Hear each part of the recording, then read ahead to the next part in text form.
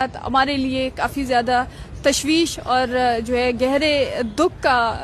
سبب بن چکی ہیں، اور اس طریقے کے واقعات کو بالکل نہیں ہونا چاہیے۔ اور آج ہم دیکھتے ہیں کہ ایک طرف سے بلوچستان کے حقوق جس باہمت طریقے سے اپنے حقوق کی جنگ، اپنے پیاروں کی آزادی کی جنگ لڑ رہے ہیں، ان کی بحفاظت بازیابی کی جنگ لڑ کے وہ سڑکوں پر آئی ہیں، اور دوسری جانب سے ہم دیکھتے ہیں کہ انہی بلوچ خواتین کو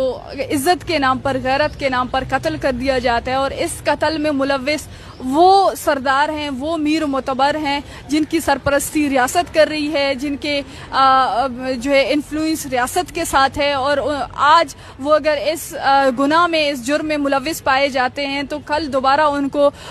لیگل ریلیف مل جاتی ہے، اور کل وہ دوبارہ اس طریقے کی چیزیں ریپیٹ ہوتی جائیں گی بلوچستان میں۔ تو اس سے ہمیں یہی خدشہ ہے کہ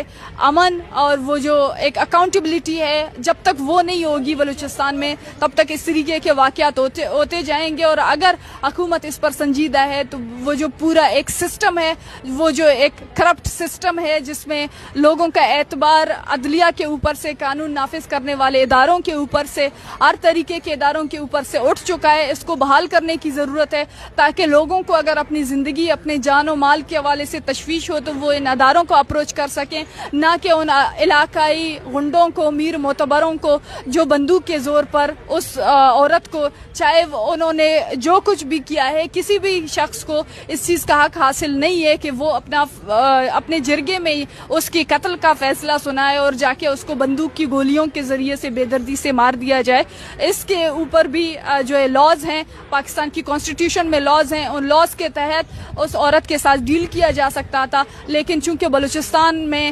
قانون، آئین نام کی کوئی چیز نہیں ہے، اکاؤنٹیبلٹی نام کی کوئی چیز نہیں ہے، تو اس وجہ سے ہر شہری کو یہ آزادی ہے کہ وہ جس کسی کو مارے، وہ قتل کرے، اور پھر خاص طور پر وہ لوگ جن کی انفلوئنس ریاست کے ساتھ ہے، جن کی جو ہے تعلقات اثر و رسوخ ریاست کے ساتھ ہیں، ان کے لیے یہ مزید آسان ایک چیز ہے کہ وہ لوگوں کو مارے اور کل کو ان سے کوئی پوچھے گا نہیں۔